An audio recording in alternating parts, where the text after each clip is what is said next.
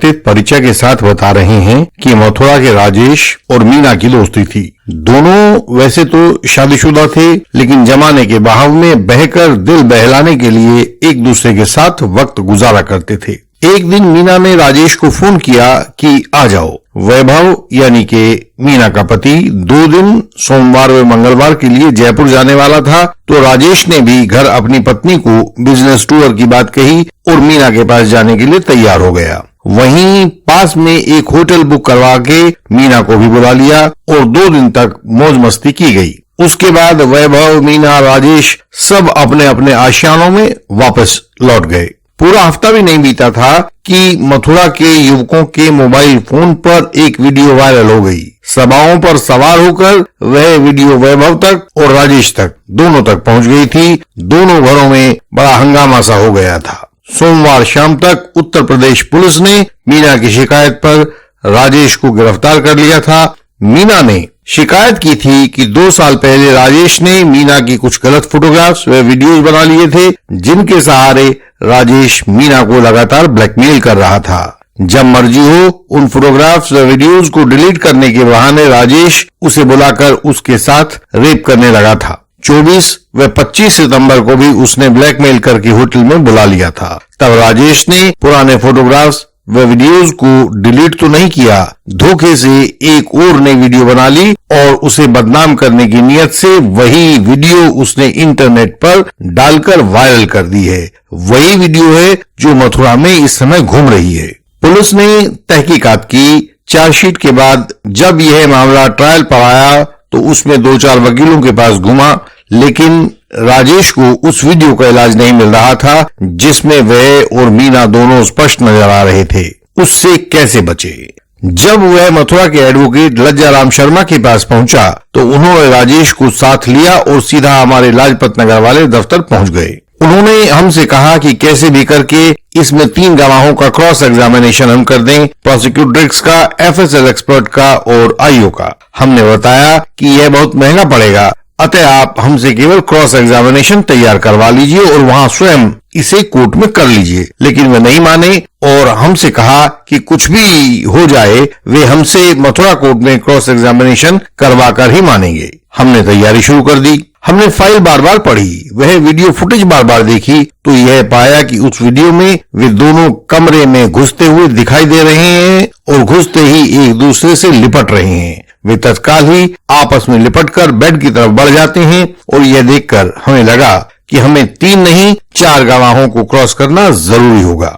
जब मीना गवाही के लिए आई तो हमने उससे यह बात कंफर्म करवा ली थी कि वह और राजेश दोनों एक साथ होटल आए थे और एक साथ ही बाहर गए थे। इन 2 दिनों के दौरान उसने एक बार भी राजेश को कैमरा या मोबाइल वगैरह को सेट करते हुए नहीं देखा था। हालांकि हमारे लिए यह पूछना बहुत कठिन था, लेकिन फिर भी राजेश के हित की खातिर हमने मीना से यह सवाल पूछा कि क्या अंतरंग संबंधों के दौरान राजेश ने उसे किसी खास पोज में या खास शारीरिक स्थान में या शारीरिक मुद्रा में या किसी खास स्थान पर लेटने के लिए कहा था। हालांकि पहले तो वह झिझकी, लेकिन जब हमने उसे समझाया कि यह उसकी इज्जत बचाने के लिए भी जरूरी है तो उसने स्पष्ट बताया कि राजेश ने ऐसा कोई आग्रह नहीं किया था। उसके बाद एफएसएल एक्सपर्ट आया तो हमने उसका क्रॉस भी किया। उससे पूछा कि राजेश के फोन में वह वीडियो कब ओरिजिनेट हुई तो उसने कहा कि वह कॉल लॉग को रिट्रीव नहीं कर पाए हैं। हमने उससे पूछा कि उस वीडियो का सोर्स क्या है।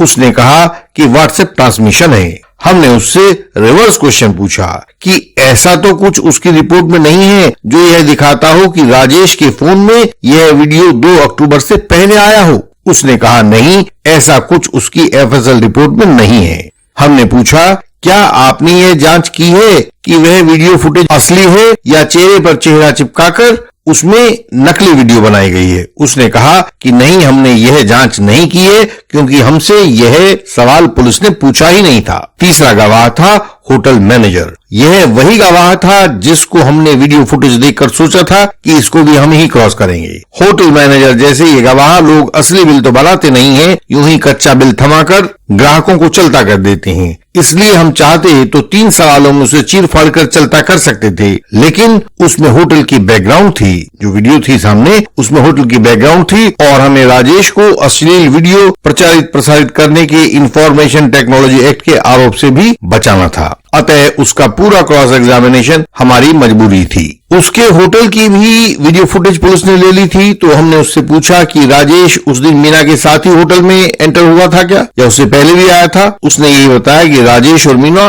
दोनों साथ आए थे और उनके आने का वक्त वीडियो फुटेज के कोने पर लिखा हुआ साफ दिखाई दे रहा था।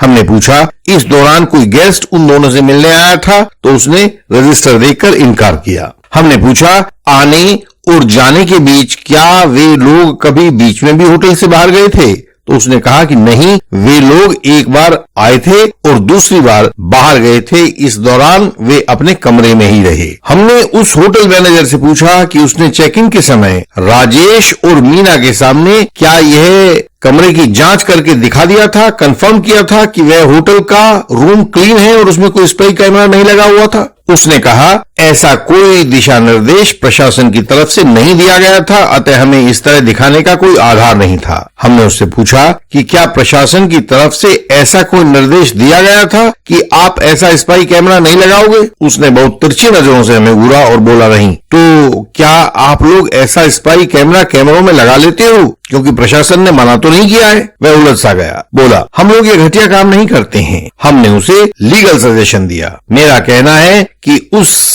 कमरे में कैमरा आपने ही फिट किया था और आपने ही उसे वायरल करवाया है। उसने कहा कि हम ऐसा काम कर ही नहीं सकते, हम पर केस बन जाएगा।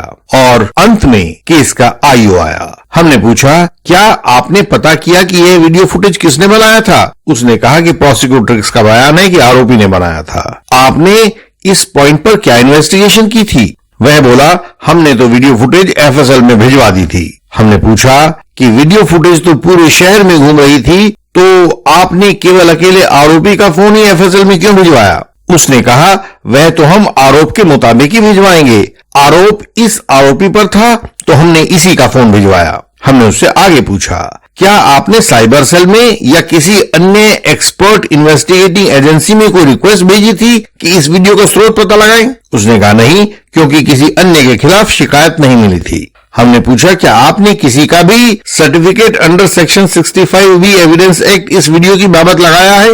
वह बोला यह तो आरोपी पर ही आरोप था, तो इसका सर्टिफिकेट हम कैसे लगाते। हमने किसी का सर्टिफिकेट नहीं लगाया है। हमने पूछा कि क्या आपने section 65B Indian evidence act पढ़ा हुआ है। प्रोसिक्यूटर ने कहा कि यह कानूनी सवाल है, अतः यहां नहीं पूछा जा सकता। हमने कोर्ट से कहा कि यह विटनेस फैक्ट एंड लॉ दोनों के ऊपर है, अतः इससे सवाल पूछे जाने पर हमारे ऊपर बंदिश ना लगाई जाए। कोर्ट ने हमें सवाल पूछने की इजाजत दे दी। हमने कहा उसने वह सेक्शन 65B पढ़ा है या नहीं पढ़ा है। तो आइए बोला हाँ मैंने सेक्शन पढ़ा है। हमने उससे पूछा कि बिना certificate under section 65B Indian evidence act के कौन सा इलेक्ट्रॉनिक एविडेंस रिकॉर्ड पर लिया जा सकता है। उसने कहा कि बिना सर्टिफिकेट के तो कोई भी इलेक्ट्रॉनिक एविडेंस नहीं लिया जा सकता है। तो यहां तक के क्रॉस से हमारा राजेश तो सेफ हो गया था, लेकिन हमें अभी मीना को भी पाक साफ करना था। हमने भरी कोर्ट में उसे वचन दिया था। हमने आईओ से पूछा कि उसने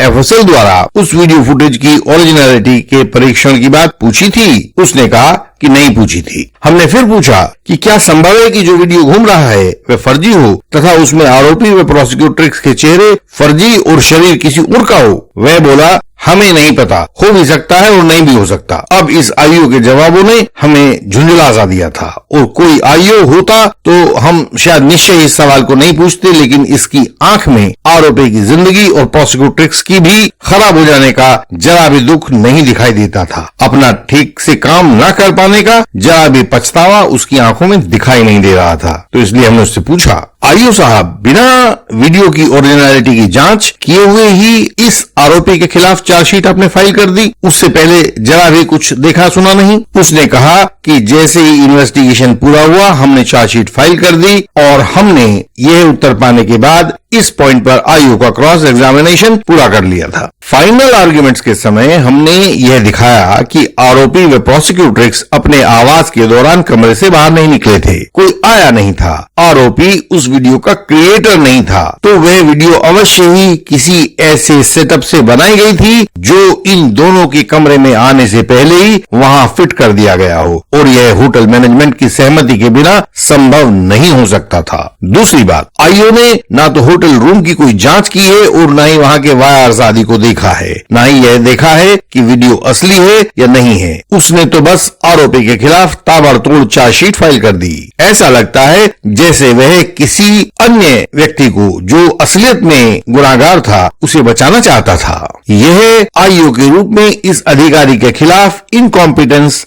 तथा मिसयूज ऑफ ऑफिशियल पावर्स का मामला तो है ही, आरोपी और प्रोसिक्यूट्रिक्स के ह्यूमन राइट्स के उल्लंघन का मामला भी है। हमने यह भी प्रार्थना कोर्ट के सामने की कि इस आईओ के खिलाफ विभागीय जांच के आदेश दिए जाएं और कोर्ट से गुजारिश की कि फैसले में कुछ न कुछ इस वीडियो फुटेज की बाबत जरूर अपना कोई व्यू दें, क्योंकि इसने दो परिवारों की जिंदगी को दांव पर लगा दिया है और यह असली है या नहीं है यह बात तक प्रोसिक्यूशन ने अभी कोर्ट में साबित नहीं की है। फैसले के लिए डेट लगा दी गई, फैसला आया, आरोपी बरी हुआ, वीडियो फुटेज की असलियत को साबित नहीं किया जा सका तथा आखिर में कोर्ट ने लिखा फैसले के अंदर कि उस आईओ की नियुक्ति जांच से हटाई जाए और उसे तब तक दोबारा जांच का कार्य न सौंपा जाए जब तक कि उसकी 2 माह की स्पेशल ट्रेनिंग दोबारा ना हो जाए। हमें इस बात का संतोष था कि हमने सिर्फ आरोपी को नहीं बचाया है बल्कि 2 परिवारों की प्रतिष्ठा और सामाजिक क्रांति को भी बचाने में कामयाबी पाई है। आप में से बहुत से व्यूअर्स झूठे आरोप या फॉल्स एलिगेशन का सामना कर रहे होंगे। एडवोकेट कलीग्स के क्लाइंट्स भी ऐसा सामना कर रहे होंगे। झूठे आरोप या फॉल्स एलिगेशन से बचने के लिए आपको कानूनी ज्ञान और अनुभव दोनों की जरूरत होती है। हम झूठे आरोप या फॉल्स एलिगेशन के ऐसे मामलों में आपकी सहायता करते हैं। पूरे भारत के हर राज्य में, हर अदालत में हम आपकी सहायता पहुंचा रहे हैं और आगे भी पहुंचाते रहेंगे। आप अपनी समस्या, अपने क्लाइंट की समस्या हम तक पहुंचाएं और हम उसका समाधान आप तक पहुंचा देंगे। आपकी समस्या बेल हो, एविडेंस हो, एप्लीकेशन हो, रिप्लाई हो, डीवी एक्ट हो, मैट्रिमोनियल डिस्प्यूट हो, कुछ भी हो, हमारी सहायता आपके लिए हमेशा उपलब्ध है। हमसे सहायता पाने के लिए हमारा व्हाट्सएप नंबर, हमारा ईमेल एड्रेस और वेबसाइट का यूआरएल आपको सामने स्क्रीन पर दिखाई दे रहा होगा तथा ये सब बातें हमारी हर वीडियो के डिस्क्रिप्शन में भी होती हैं। समय को गंवाएं नहीं, उसका इस्तेमाल करें, कहीं समय हाथ से ना निकल जाए। हमें व्हाट्सएप कॉल करें। हमारी वेबसाइट पर बहुत महत्वपूर्ण जानकारी को सरल भाषा में पढ़ें। वहां झूठे आरोप या फॉल्स एलिगेशन से बचने के उपाय भी मिलेंगे। इस वीडियो को लाइक करें, शेयर करें और चैनल को सब्सक्राइब करें। बेल आइकन को प्रेस करें ताकि नई वीडियोस आपसे मिस ना हो जाएं। हम आपसे अगले वीडियोस में फिर मिलेंगे, तब तक के लिए प्रणाम।